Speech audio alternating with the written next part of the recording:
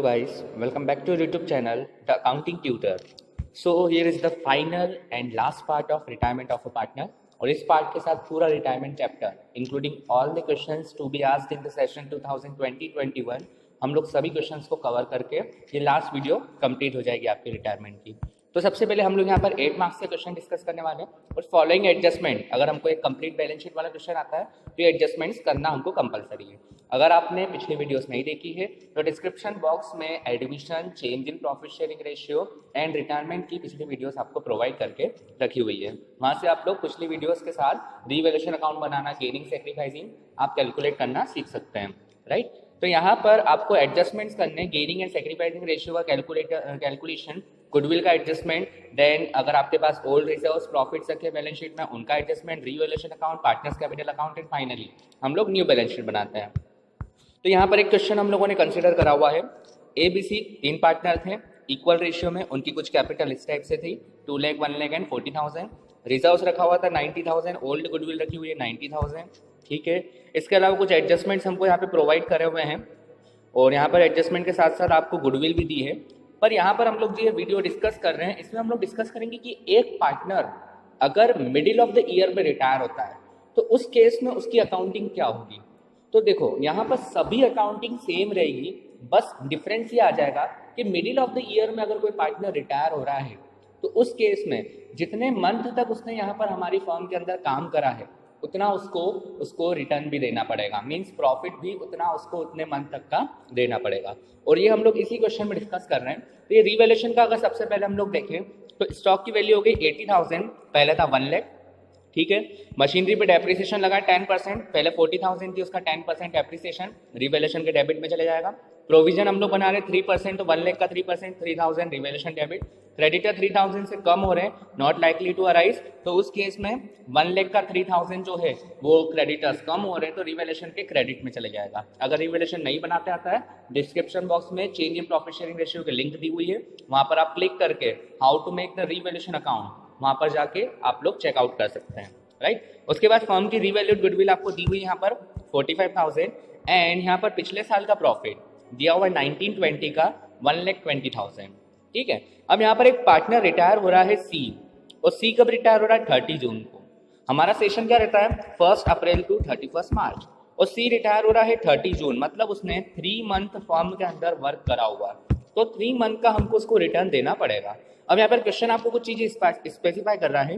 His share of profit till the retirement will be calculated on the basis of previous years profit, मतलब पिछले साल का profit है उसमें से हम लोग उसका शेयर निकाल के उसको वो पेमेंट करेंगे, राइट। और यहाँ पर क्वेश्चन एक और चीज बोल रहा है कि 50% आपने उसको पे कर दिया है, 50% अमाउंट आप पे कर रहे हो और बैलेंस जो है वो हम लोग उसको ट्रांसफर कर रहे हैं उसके लोन अकाउंट में, राइट। चलो स्टार्ट करते हैं हम लोग। तो सबसे पहले रिवैल्यूएशन अकाउंट देख लेते हैं। स्टॉक 20,000 से कम हो रहा है, रिवैल्यूएशन की डेबिट में आ जाएगा। डेबिट में क्या जाता है एक्सपेंसेस एंड लॉसेस, तो असेट्स कम हो रही है, लॉस हो रहा है 20,000 रिवैल्यूएशन डेबिट। डेप्रिसिएशन एक्सपेंस है हमारा, revaluation debit 4,000। Then bad debt पे प्रोविजन बना रहे, एक लाइबिलिटी क्रिएट हो रही 3,000 की, रिवैल्यूएशन डेबिट। इसके साथ साथ क्रेडिटर 3,000 से कम हो रहे हैं, मीन्स आपको प्रॉफिट हो रहा है, लाइबिलिटी कम होती है तो प्रॉफिट होता है, तो हमने उसको रिवैल्यूएशन के क्रेडिट में डाल दिया। फाइनली आपका लॉस निकल के आया है 24,000 और आपका ओल्ड रेशियो था इक्वल, तो उसमें हम लोगों ने 24 को इक्वली 888 डिवाइड कर दिया, राइट। अब यहाँ पर आप सबसे पहले देख लेते हैं गुडविल, ये तो हो गया रिवैल्यूएशन का काम। अब गुडविल के एडजस्टमेंट के लिए यहाँ पर हमको चाहिए gaining and sacrificing ratio, right. Goodwill का जब भी हम लोग एडजस्टमेंट करते हैं तो गेनिंग एंड सैक्रिफाइसिंग रेशियो लगता है। और हमको ये भी पता होना चाहिए कि इन केस अगर क्वेश्चन साइलेंट है, जो फर्स्ट पार्ट में हम लोगों ने डिस्कस करा है इस प्लेलिस्ट, रिटायरमेंट की प्लेलिस्ट में, तो यहाँ पर फर्स्ट पार्ट में हम लोगों ने देखा था केस फर्स्ट के अकॉर्डिंग कि इन केस अगर कोई पार्टनर रिटायर हो रहा है विदाउट एनी फर्दर इन्फॉर्मेशन कि वो अपना शेयर किसको दे रहा है, तो उस केस में बचे हुए पार्टनर्स का बचा हुआ रेशियो क्या बन जाएगा, new ratio as well as gaining ratio. तो तीनों का इक्वल रेशियो था, राइट। और उसमें से C जो है वो रिटायर हो गया है, तो C को छोड़ के बचा हुआ शेयर कितना रहेगा 1-1, ये किसके लिए बच जाएगा A और B का, और ये क्या बन जाएगा new as well as gaining. तो यहाँ पर C की गुडविल कितनी आ रही है 15,000, है ना, क्योंकि 45,000 फर्म की गुडविल क्वेश्चन में दी हुई है, आपको देख सकते हैं हम यहाँ पे। तो 45,000 आपको फर्म की गुडविल यहाँ पे प्रोवाइड करी हुई है। क्वेश्चन सब डिटेल देगा, हमको सिर्फ उसको यूज करना है। तो 15,000 का 1/3 मतलब 45,000 का 1/3 कितना हो जाएगा 15,000, तो C की गुडविल हो गई 15,000। गेनिंग रेशियो A और B का कितना आ गया 1:1, ठीक है। उसके बाद अब प्रॉफिट का कैलकुलेशन जरूर देखना है हमको, और एक और इम्पॉर्टेंट चीज हम लोग डिस्कस करने वाले हैं। सबसे पहले प्रॉफिट अगर देखें तो प्रॉफिट के लिए क्या बोला हुआ है कि पिछले साल के प्रॉफिट के बेसिस पे आपको रिटायरिंग पार्टनर को पेमेंट करना है। ठीक है, तो पिछले साल का आपको प्रॉफिट दिया हुआ है 1,20,000, राइट। 1,20,000 आपको लास्ट ईयर का प्रॉफिट दिया हुआ है।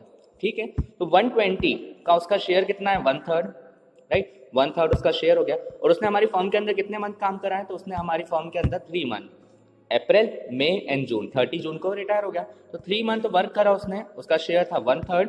तो 120 का हम लोगों ने इसको सॉल्व करा तो ये आ गया 10,000। और ये भी ध्यान रखना है कि whenever we are paying a share of profit to a partner, retiring partner during the year, in case of death also, कि अगर मान लो ड्यूरिंग द ईयर किसी की डेथ हो जाती है, तो हम लोग प्रॉफिट तो कैलकुलेट कब करते हैं, एंड ईयर के एंड में। तो उस केस में हम लोग ओपन करेंगे P&L सस्पेंस अकाउंट। यहाँ पे सस्पेंस लिखा नहीं है, पर यहाँ पर आएगा P&L सस्पेंस अकाउंट। तो उस केस में अब यहाँ पर रिटायरिंग पार्टनर को 10,000 हम लोग दे रहे हैं, तो ये कहाँ ट्रांसफर हो जाएगा, P&L सस्पेंस अकाउंट। और ईयर के एंड में ये 10,000 रुपीज हम लोग P&L अकाउंट जब बनाएंगे, P&L अप्रोप्रिएशन अकाउंट, तो ऑटोमेटिकली वहां पर जाकर ये एडजस्ट हो जाएगा, राइट। तो ये P&L सस्पेंस अकाउंट में 10,000 रुपीज जो है उसका शेयर ऑफ प्रॉफिट हम लोगों ने ट्रांसफर कर दिया है। ये डेबिट हो रहा है, मतलब ये हमको बैलेंस शीट में असेट्स के नाम से शो करना पड़ेगा 10,000। अब आता हूं मैं एंट्री के ऊपर। तो यहाँ पर एंट्री गुडविल की क्या बन जाएगी, 1:1 गेनिंग रेशियो था उनका, तो 15,000 गुडविल आई थी रिटायरिंग पार्टनर की। So the entry will be as capital account debit, B's capital account debit, to C's capital 7,500, 7,500 and 15,000, right. 7,500, 7,500 and 15,000। ठीक है, अब आते हैं हम लोग पार्टनर्स कैपिटल अकाउंट। तो सबसे पहले तो तीनों का बैलेंस ट्रांसफर कर दिया हम लोगों ने। आपके पास रिजर्व रखा हुआ था, क्वेश्चन साइलेंट है, तो रिजर्व को कैसा बांटना है हमको, इक्वल रेशियो में। ठीक है, इक्वली बांट दिया, 90,000 का इक्वल बांटा तो 30-30-30। वैसे ओल्ड गुडविल हमारे पास सर अपीयर हो रही थी 90,000 की, AS 26 के अकॉर्डिंग वो भी ओल्ड रेशियो में हम लोग पार्टनर्स कैपिटल के डेबिट में ले जाके खत्म कर देते हैं, 30-30-30 खत्म कर दिए। देन सर रिवैल्यूएशन का लॉस हो रहा था, वो भी हम लोगों ने ट्रांसफर कर दिया। इसके अलावा जो हम लोगों ने गुडविल की एंट्री बनाई है वो भी हम लोग पोस्ट कर देते हैं। तो सी क्रेडिट हो रहा था, तो सी के क्रेडिट साइड में डाल दिया। अपोजिट में ए और बी थे, तो by A's capital by B's capital. Whereas A और बी डेबिट हो रहे थे, उनके डेबिट साइड में अमाउंट डाल दिया। अपोजिट में कौन था, सी, तो सी कैपिटल लिख दिया। ठीक है, यहाँ तक तो सब नॉर्मल था, पहले जैसे क्वेश्चन का था। अब यहाँ पर बात आती है कि 10,000 रुपीज हम लोग प्रॉफिट दे रहे, तो उस एंट्री को भी हम लोग पोस्ट करेंगे। और हमारी एंट्री क्या थी, P&L suspense account debit to C's capital. तो सी क्रेडिट हो रहा था, सी के क्रेडिट साइड में हम लोगों ने 10 डाल दिए और यहाँ पर लिख दिया bye P&L suspense account, right. अब यहाँ पर क्वेश्चन की हमारी कंडीशन थी कि फाइनली जो भी अमाउंट उसका निकलेगा उसमें से 50% हम लोग पे कर देंगे और 50% उसके लोन अकाउंट में ट्रांसफर कर देंगे। ठीक है, यहाँ पर ये आते हैं हम लोग पार्टनर्स कैपिटल में। तो पहले तो बैलेंस चेक करते हैं। तो 40 और 30 कितना हो गया, 70 और 7,500 और 7,500 मीन्स ये पूरी साइड का टोटल आ जाएगा आपका 95,000। और 95,000 में से 30 और 8 मीन्स 38,000 अगर माइनस करेंगे, so it will be I think 57,000।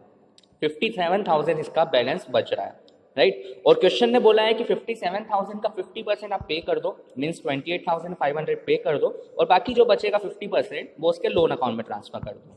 ठीक है, तो ये हमने क्वेश्चन के अकॉर्डिंग पूरा कर दिया। अब फाइनली आते हैं बैलेंस शीट के ऊपर। तो सब चीजें मेंशन करते आते हैं। तो ए और बी की कैपिटल जो है वो निकली थी हमारी 184,500 एंड 84,500, टोटल है 269। ठीक है, इसके अलावा सी का जो लोन है वो 28,500 आया। क्रेडिटर्स हमारे 3,000 से कम हो गए, तो अब बचे 97,000। कैश में ध्यान देना है, कैश आपके पास ओपनिंग में कितना रखा हुआ था कैश, तो कैश हमारे पास सर 50,000 रखा हुआ था, राइट। अब हम लोग यहाँ पर देखें तो पार्टनर्स कैपिटल में हम लोगों ने पे कर दिया है 28,500, तो आपके पास अब कैश कितना बचेगा, तो 21,500 बचेगा। ठीक है, फिर डेटर्स पे 3,000 का प्रोविजन बनाया तो बचे 97, स्टॉक 20,000 से कम हो गया है तो 80,000 बचा। मशीनरी पे डेप्रिसिएशन लगाया 4,000 का, तो अब बची 36। और P&L सस्पेंस डेबिट करा था हम लोगों ने सी के लिए, तो वो भी यहाँ पर शो करना पड़ेगा। तो यहाँ पर P&L सस्पेंस को हम लोग असेट्स में 10,000 शो कर देंगे, राइट। तो ये हमको ध्यान रखना है कि P&L सस्पेंस अकाउंट अगर आपका डेबिट हो रहा है, प्रॉफिट के केस में ही डेबिट होगा, अगर लॉस के केस में एंट्री रेसिप्रोकल हो जाएगी, तो P&L सस्पेंस आपका क्रेडिट हो जाएगा। तो अगर क्रेडिट होता है तो उसको लायबिलिटी में शो कर दो, अगर डेबिट होता है तो उसको असेट्स में शो कर दो, राइट। तो ये हमारी लास्ट वीडियो के साथ ही रिटायरमेंट चैप्टर पूरा कंप्लीट। अब नेक्स्ट वीडियो में हम लोग डिस्कस करेंगे about the dissolution. So till now, thank you, bye bye, take care. Subscribe now and press the bell icon. Never miss an update.